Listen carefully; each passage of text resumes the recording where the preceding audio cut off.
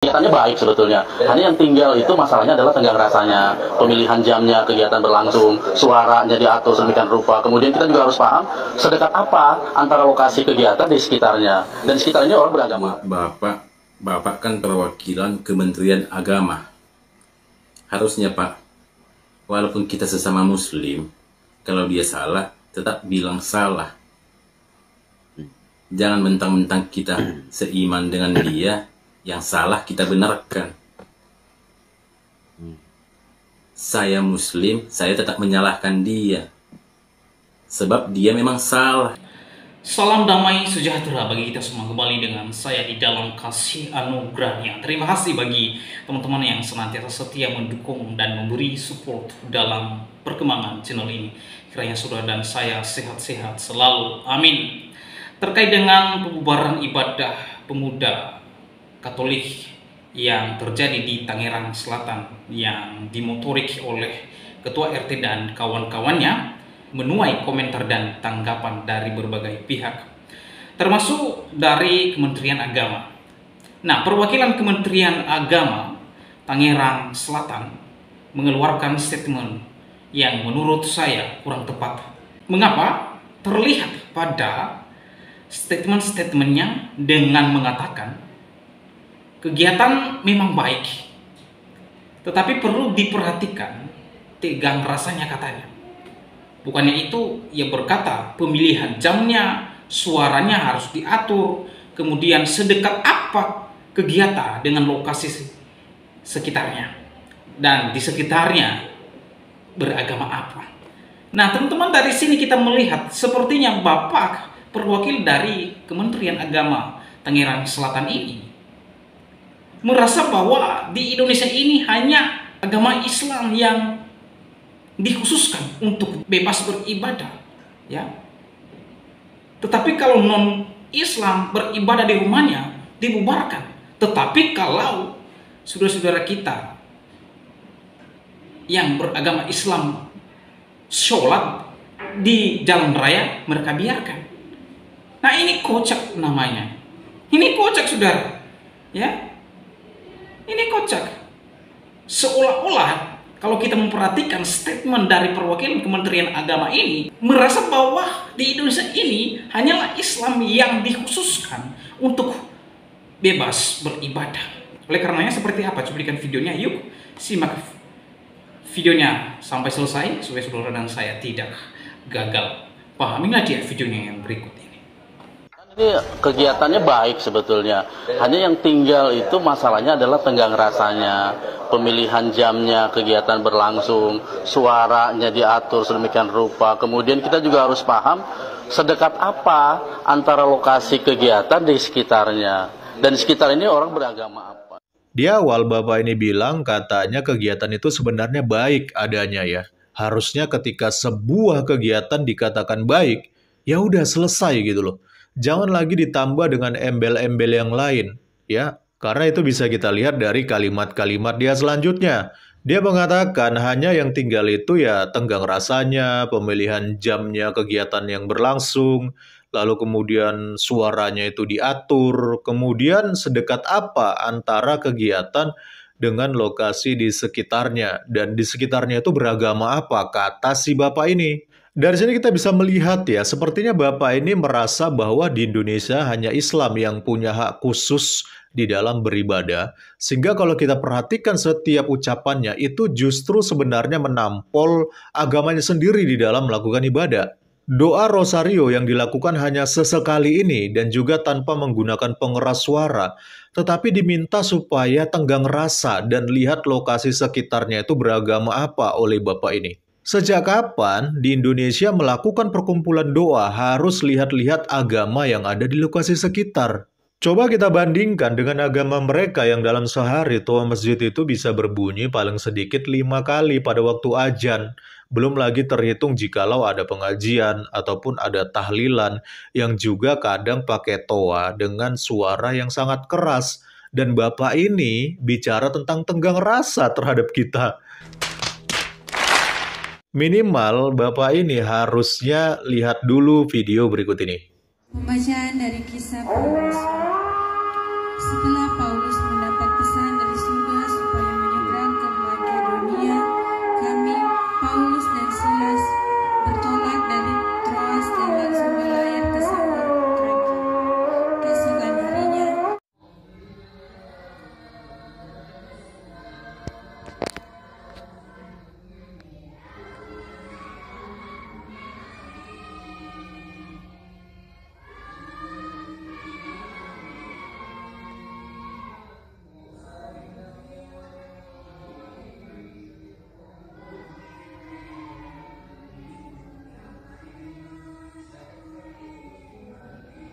Dari video ini saja, kita sudah bisa melihat betapa sabar dan tenggang rasanya kita terhadap mereka ya.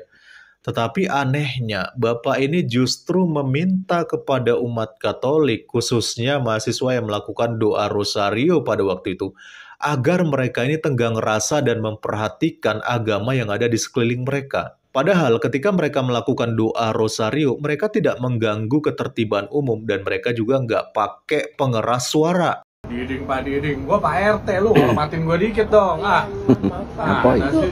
Rumah warga ada yang kebakaran Pak, gimana Pak? Bakaran, dia telepon aja pemadam sana. Dengan Bapak yang teleponin? Pak RT, itu ada warga yang pingsan Pak RT, kayaknya perlu bantuan Pak RT. Ya pingsan telepon aja ambulans, gua bisa apa? Telepon ambulans sama dokter sana. Pak RT, itu ada yang ibadah tuh di kontrakan tuh rame-rame. Emang ibadah ngapa? Biasa sampai jam 10, sampai jam 12 nggak apa-apa lah. Yang ibadah kaum Mino tapi. Hah? Ibadah kaum Mino? Iya. Bubarin. Bawa itu yang tajam-tajam, bubarin. Ayo. Tunggu, katanya Mayo dan yang ini. Mayo. Bener, Mayo ya? Mayo yang ibadah.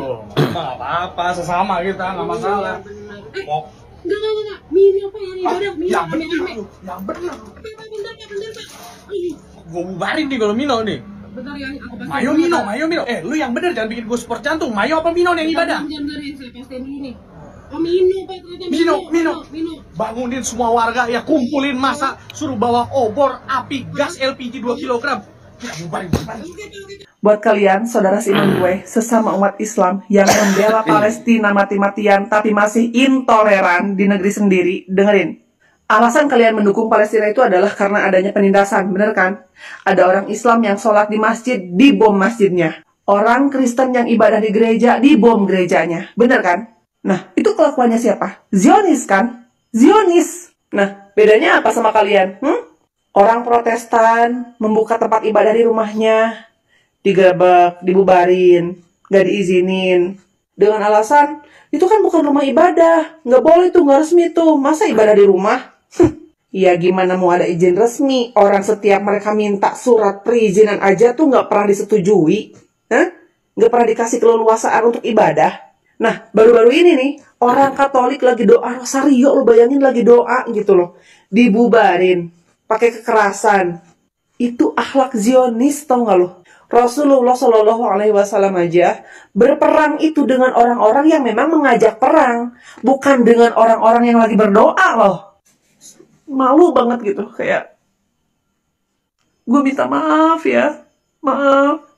Kalau Islam digambarkan dengan senjata tajam, kucuran darah, pedang yang tajam, siapa yang akan tertarik kepada Islam? Selama puluhan tahun, Islam digambarkan sebagai agama teroris, diframing oleh orang-orang yang tidak suka kepada Islam. Pada akhirnya dengan kejadian seperti yang ada di Pamulang ini, orang akan menganggap, orang-orang non-Islam akan menganggap bahwa, oh ya benar, Islam itu identik dengan kekerasan. Makanya saya bilang orang-orang di Unpam yang menyerbu adik-adik kita ketika mengadakan malam rosario itu adalah orang-orang bodoh, tolol, konyol, tidak mengerti tentang Islam. Kegiatannya baik sebetulnya, hanya yang tinggal itu masalahnya adalah tenggang rasanya, pemilihan jamnya, kegiatan berlangsung, suaranya diatur sedemikian rupa. Kemudian kita juga harus paham sedekat apa antara lokasi kegiatan di sekitarnya, dan sekitarnya orang beragama. Bapak kan perwakilan Kementerian Agama. Harusnya Pak, walaupun kita sesama Muslim, kalau dia salah, tetap bilang salah. Jangan mentang-mentang kita seiman dengan dia, yang salah kita benarkan. Saya Muslim, saya tetap menyalahkan dia. Sebab dia memang salah, mengganggu ibadah orang lain. Bahkan mengakibatkan luka, penganiayaan, menghina, memaki. Ini pernyataan Anda ini seolah-olah Anda membela oknum yang salah. Anda membenarkan mereka. Dan apakah mereka harus memilih-milih tempat untuk ibadah? Jadi jika di tempat itu mayoritas Muslim, apakah mereka tidak bisa ibadah? Dan setahu saya mereka ibadah tidak pakai toa, tidak pakai pengeras suara. Dan jamnya pun belum jam malam, masih jam 9. Dan masih jam standar. Dan itu pun bukan tiap hari mereka lakukan. Apakah tidak ada toleransi dari masyarakat yang di sana? Jadi jangan Anda buat alasan untuk membela mereka. Tidak ada alasan untuk membenarkan seseorang itu melarang agama lain ibadah. Saya rasa statement Anda ini bukan mewakili dari Kementerian Agama, tapi mewakili dari perasaan Anda. Malah seharusnya jika mereka adalah muslim yang baik, mereka tahu mayoritas di sana, mereka menunjukkan gimana menjadi muslim yang baik itu dengan menunjukkan toleransi, menghormati mereka ibadah, jangan mengganggu. Tidak bisa kita menolong, tidak bisa kita membantu, jangan mengganggu. Ini buat warga Tangerang nih yang kemarin bubarin orang 2 Rosario nih. Admin surga lo, asisten malaikat lo. Syukurin kan ditangkap. Ada-ada aja deh. Ini nih, orang-orang nih kayak begini nih yang kalau kurang hiburan, Netflix lu nggak ada kan lo, hiburan nggak ada, tiap hari kerjanya cuman nyiram-nyiram, jalanan pakai air got, nggak ada sinyal kan di tempat lu tuh, hidup lu ganggu hidup orang aja. Iya. Selama agama orang nih, kepercayaan orang itu diakui sama negara dan Pancasila dan undang-undang, jangan anarkis. Mau misalnya ternyata ajaran sesat nih, misal nih, dia di sono misalnya ibadah nggak pakai baju, pakai helm full face, nyembah kipas spion, lu nggak boleh anarkis, tetap nggak boleh anarkis. Syukurin kan ditangkap. Ini juga Pak RT-nya nih. RT di mana-mana mah rukun tetangga. Lu mah cocoknya RT ranjang ternoda. Bener-bener dah, gedek juga nih RT-nya nih. Ini cocok nih RT-nya nih. Nah sinetron ajab nih, kuburannya ditaburin tuh sama stempel kelurahan. Biarin tuh. Ini cocoknya BPJS-nya disobek-sobek. Kegiatannya baik sebetulnya, hanya yang tinggal itu masalahnya adalah tenggang rasanya, pemilihan jamnya, kegiatan berlangsung, suaranya diatur sedemikian rupa. Kemudian kita juga harus paham sedekat apa antara lokasi kegiatan di sekitarnya, dan di sekitar ini orang beragama apa.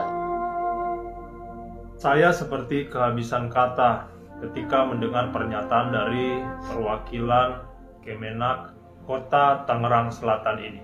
Apakah ini menjadi sikap resmi dari Kementerian Agama Republik Indonesia? Secara teori yang dia sampaikan itu kelihatannya benar, bahwa kita harus tenggang rasa untuk menghindari hal-hal yang tidak diinginkan, yaitu dalam melakukan aktivitas ibadah kita harus memperhatikan persoalan waktu, suara, dan kemudian jarak dengan kelompok agama lain yang ada di daerah itu. Saya mau kritisi apa yang Pak Asep sampaikan. Yang pertama, bahwa mereka yang sedang berusaha untuk menyelesaikan persoalan ini, baik kuasa hukum dari korban maupun dari pihak kelompok masyarakat dari Indonesia Timur, mereka telah berusaha agar persoalan ini tidak melebar dan menjadi sebuah isu sara yang akan mengganggu stabilitas negara. Saya mau katakan pernyataan Anda, Pak Asep, sangat tidak bijak karena seakan-akan menyalahkan kelompok yang sudah menjadi korban. Kita harus objektif di dalam melihat sebuah persoalan. Katakan yang salah adalah salah, yang benar adalah benar. Coba kita menyingkirkan sejenak persoalan persamaan identitas kita sehingga hal tersebut bisa mempengaruhi penilaian kita terhadap sebuah persoalan. Saya mau katakan Pak Asep bahwa Kementerian Agama adalah kementerian yang menaungi seluruh agama yang ada di Indonesia, bukan hanya satu agama saja. Ucapan yang Anda sampaikan itu bisa berdampak negatif. Harus diingat bahwa Indonesia bukan hanya kota Tangerang Selatan saja. Standar yang Anda gunakan di daerah Anda, jika itu diberlakukan di daerah lain, belum tentu hasilnya sama. Dan yang berikutnya, dia menyebut istilah tenggang rasa atau toleransi. Jadi sedekat apa lokasi tempat berlangsungnya kegiatan, dan harus dilihat masyarakat di sekeliling itu beragama apa. Konsep tenggang rasa atau toleransi di Indonesia telah mengalami pemaknaan baru. yaitu pihak yang lebih kecil itu harus bisa menghargai dan menghormati kelompok yang lebih besar. Sementara kelompok yang lebih besar atau mayoritas bisa dengan leluasa melakukan aktivitas ibadahnya tanpa memperhatikan perasaan dari kelompok yang lebih kecil. Saya mengajak kita untuk lebih mempopulerkan istilah yang baru, yaitu kesetaraan. Karena kata toleransi di Indonesia artinya memprioritaskan kelompok yang lebih besar, namun mengorbankan kelompok yang minoritas. Terakhir, kepada yang terhormat Bapak Menteri Agama Republik Indonesia, mohon agar kiranya aparatur yang ada di bawah kementerian yang Bapak pimpin untuk dibina dengan lebih baik lagi, sehingga tidak mengeluarkan sikap, kebijakan, atau bahkan pernyataan yang justru memperkeruh suasana seperti yang dilakukan Pak Asep.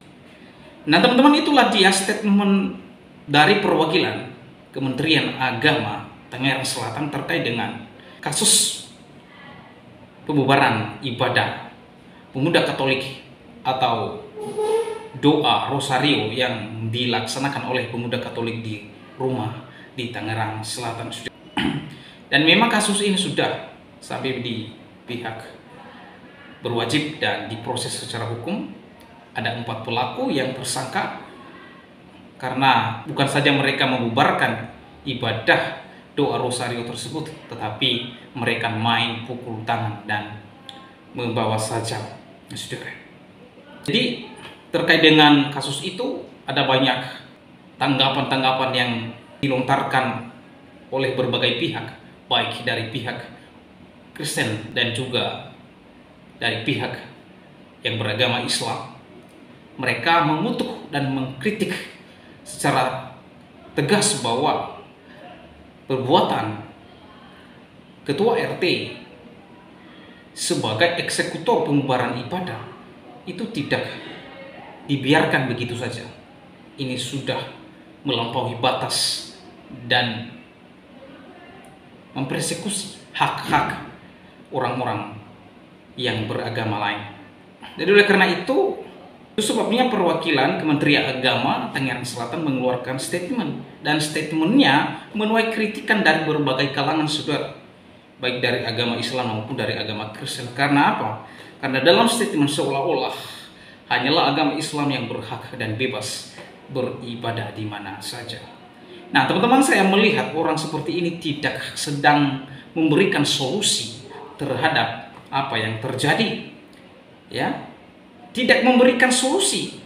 Bahkan saya melihat orang seperti ini dalam statementnya ia mendukung para aksi intoleran ini.